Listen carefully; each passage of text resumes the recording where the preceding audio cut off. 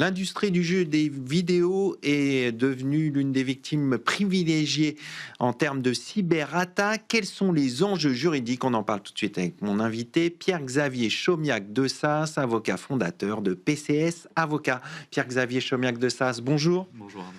On va parler ensemble de cyberattaques et c'est vrai que l'industrie du jeu du vidéo est particulièrement ciblée. En quoi concrètement le secteur vidéo est ciblé par ces cyberattaques? Alors c'est une histoire qui est en fait assez longue puisque déjà depuis à partir des années 2000 et même avant, les contenus numériques que constituent les jeux vidéo étaient susceptibles de justement attaques informatiques et la plupart des studios, la plupart des éditeurs ont fait l'objet de ce type d'attaque qui était historiquement focalisé sur la contrefaçon en fait, reproduire le code ou potentiellement déstabiliser justement les studios dans l'exploitation des jeux. Euh, L'explosion du secteur, l'explosion du nombre de joueurs, l'arrivée de nouveaux outils tels que les jeux mobiles, les tablettes et une autre forme de support mobile pour pouvoir y jouer, évidemment, ont décuplé les joueurs, ont décuplé les flux financiers associés et donc l'opportunité, ou en tout cas susciter un attrait nouveau pour une nouvelle vague en fait de cyber attaquants. Le fait que ce soit aussi les jeux soient sur des supports numériques et plus physiques, ça a joué aussi? Tout à fait, la dématérialisation des supports, le développement massif avec Internet des contenus ou des jeux en ligne multijoueurs a évidemment facilité ou a accéléré ou a surexposé, si vous voulez, ces jeux en tant que logiciel à potentiellement des attaques. Ça se caractérise aussi souvent avec un facteur lié à la richesse et la complexité du jeu. Par exemple, les jeux sur mobile ou les jeux sur PC pour lesquels il va y avoir des DLC, des modifications, des mises à jour de jeux, des microtransactions, des objets qui potentiellement pourraient être revendus sur d'autres aspects, créent évidemment un intérêt particulier, contrairement à des jeux un petit peu plus historiques, Tetris sur Super Nintendo.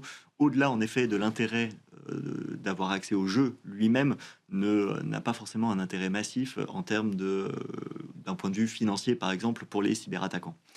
On peut aussi noter qu'il y a un lien avec la notoriété du jeu. Plus le jeu est connu, s'il est associé à des compétitions e-sportives, s'il est consommé ou exposé ou promu, notamment par des influenceurs du secteur du gaming, évidemment, ça Il y a un intérêt plus grand pour les cyberattaquants. Exactement. C'est quelle forme de cyberattaque? Est-ce qu'il y a des grandes formes de cyberattaques qui sont répertoriées? Oui, alors évidemment, il y a une grande variété qu'on peut qualifier. On parle souvent des attaques par déni de service, les attaques DDoS. Il y a des formes un petit peu plus classiques qui touchent d'autres secteurs du numérique.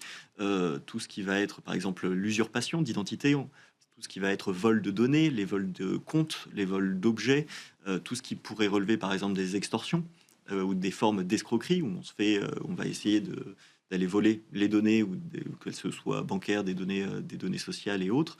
Et on l'oublie aussi, mais c'est une forme de cyberattaque que, notamment pour les jeux au sein desquels vous avez la possibilité de pouvoir échanger, de communiquer avec les autres joueurs, les chats, qu'ils soient vocaux, qu'ils soient écrits, eh bien, Donc ça peut être ouvre la voie. l'occasion de dérober certaines informations. Alors ça peut être ça, ou même des formes de cyberharcèlement. Et donc ce sont bien des cyberattaques, ou en tout cas c'est bien une forme de cybercriminalité D'accord. ou cyberdélinquance. Est-ce qu'il y a certaines pratiques de jeux vidéo qui favorisent justement les cyberattaques? Oui, ben, à nouveau, c'est ce que je présentais simplement. Un jeu où vous avez plusieurs millions de joueurs connectés chaque jour avec un public très jeune, ou des flux financiers considérables parce que le jeu propose des microtransactions et donc les données bancaires sont spontanément intégrées, que tout le monde en parle sur les réseaux sociaux et ailleurs, évidemment, c'est le pire jeu possible ou c'est le meilleur jeu possible Si on se place du côté des pour être cyber. victime d'une cyberattaque. Si on se tourne maintenant vers les conséquences pour les victimes de ces attaques, quelles sont-elles?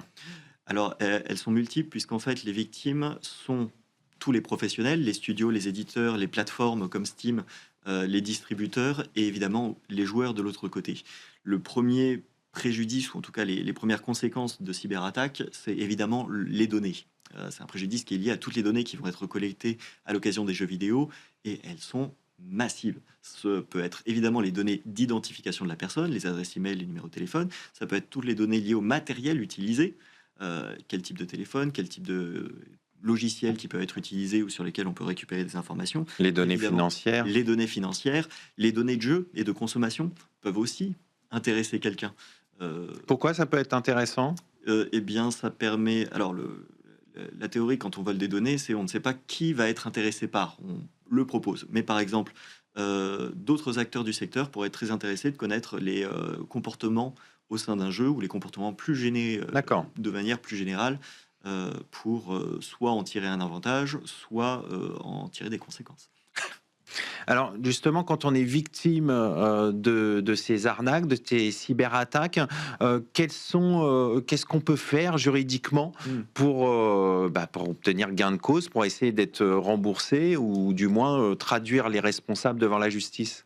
Alors, il y a en effet un panel très large de dispositions pénales qui existent déjà et qui ne font que se transcrire en matière numérique. Évidemment, tout ce qui a trait au vol, tout ce qui a trait à l'usurpation d'identité, je l'ai évoqué, tout ce qui relève de l'extorsion ou de l'escroquerie, tout ce qui relève du cyberharcèlement. Et on a, avec le temps et le développement des services numériques, créé des nouvelles infractions spécifiques, notamment tout ce qui est atteinte, intrusion, perturbation des systèmes de traitement automatisé de données.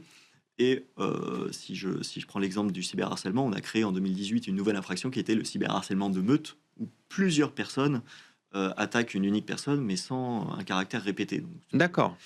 Donc ça, évidemment, c'est la réponse pénale. La bonne nouvelle est que on a non seulement donc un arsenal pénal qui est à la disposition des personnes, on a un renforcement considérable des services d'enquête et de brigade, que ce soit au niveau de la gendarmerie, au niveau des juridictions ou au niveau des services de police judiciaire, pour traquer ces personnes, notamment dans un contexte international avec des coopérations avec d'autres services, le FBI américain, Europol, etc.